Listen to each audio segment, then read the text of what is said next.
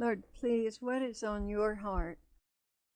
And he began, that all of you have come together in prayer and thanksgiving means everything to me. So few return thanks to me. I thought of the lepers. Three lepers got healed, only one returned.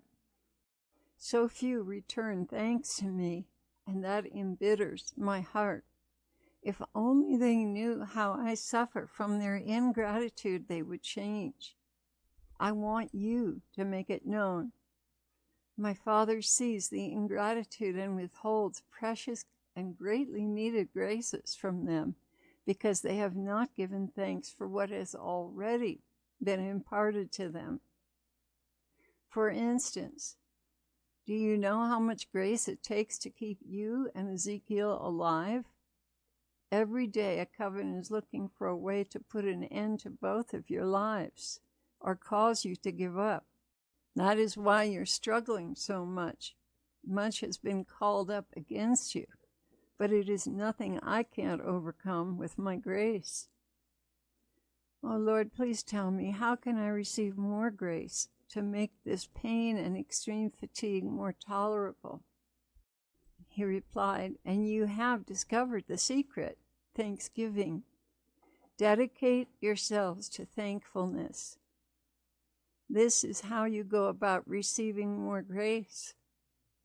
Thank me for what you've been given, and more shall be added unto you, because you need more, because there are more and more against you every day. You are somewhat of a puzzle to your enemies, because you truly care for them, yet are able to sustain their blows and recover. I tell you the truth, they are learning much about my love and care for them.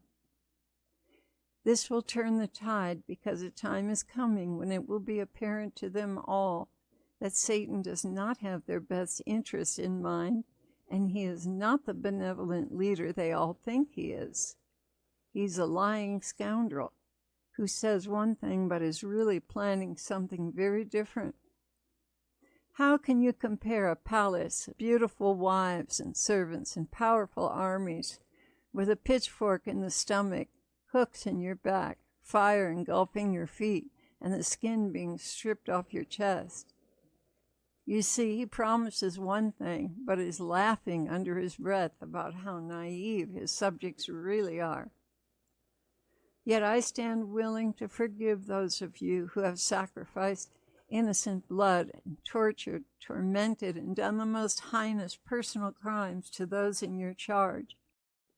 And just so you understand, and it is perfectly clear to you, those who once served Satan on earth and are now in his charge in hell are not speaking to you, but actors are impersonating those who've gone on, telling you how wonderful the palaces are and how wonderful the women and the food and everything is. It's all a lie. None of that's going on with them. They are immersed in torture and fire. Deceit is put on us. Deceit has been put on you, and you think you're talking to someone and they're telling you how wonderful it is and what the reward is. Guess what? They're actors. They're not who you think they are at all. Jesus continued, Beloved ones, I'm acutely aware of your extreme fatigue with all that has taken place. I'm familiar with how you have poured yourselves out as a libation for sinners.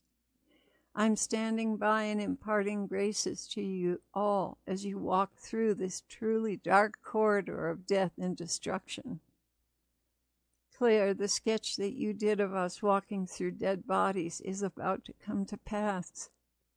Putin cannot be held back much longer, and what he is planning is horrific. Lucky are those who have gone home to be with me.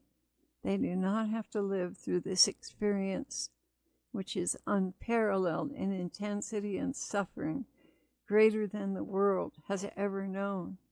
And today, we usually have our Sunday meetings a little different.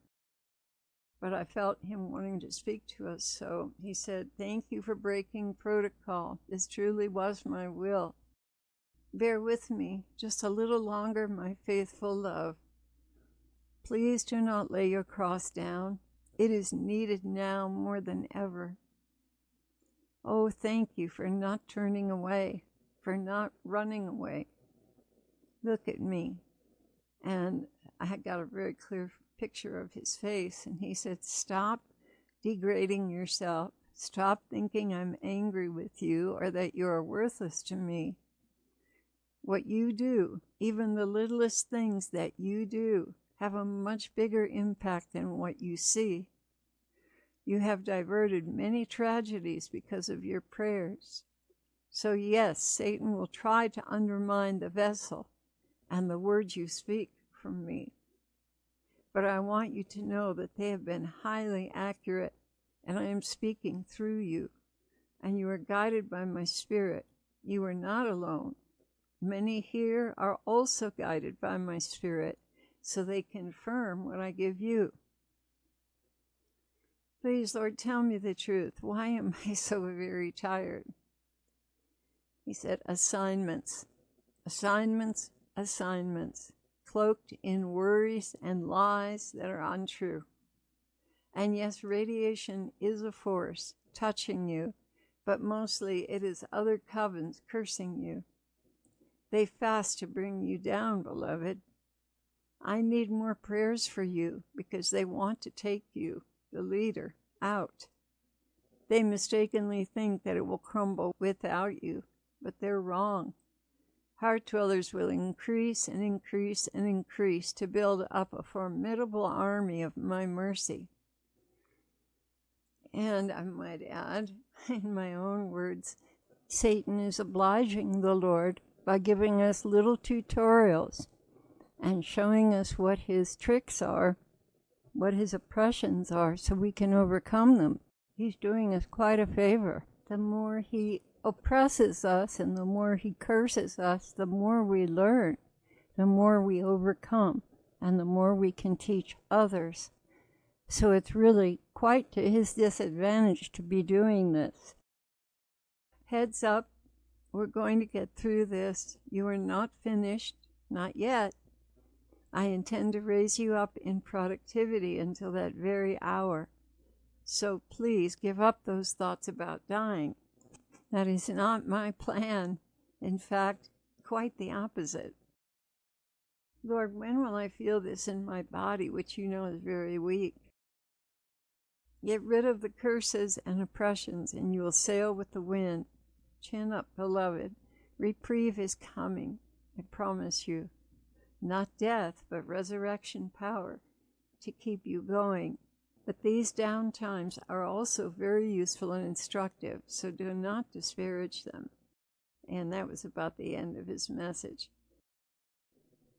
Well, my precious heart dwellers, let's not forget the important thing the Lord brought up in this message. And that is that he wants us to dedicate ourselves to thanksgiving.